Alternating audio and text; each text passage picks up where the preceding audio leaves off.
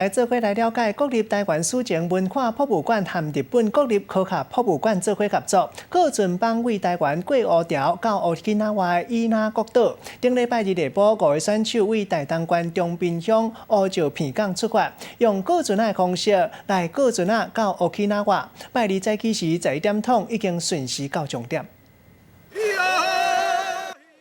5个人坐伫方7500年前的房仔船顶的，准备要出海。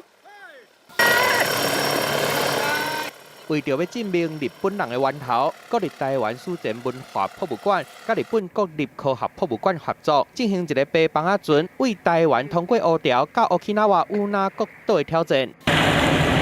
计划捌因为海的天气无好，取消3届。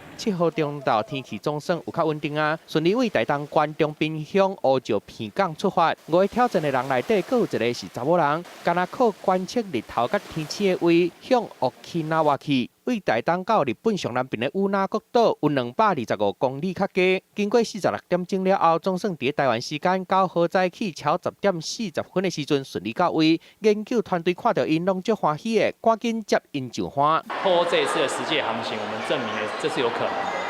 那我觉得这是这一次这样一个考古实验计划最宝贵的地方。我们后续呢会再跟日方这边，然后以及像台湾这边的国家海洋研究院等单位，我们会持续的合作，那会把这个实验计划的精神再持续拓展下去。 这届出海捌咸着风向，嘛捌拄过大风影，不过5个人尾啊也是完成挑战，嘛证明具有气势大的人类可能是有通过乌条的材料的。记者综合报道。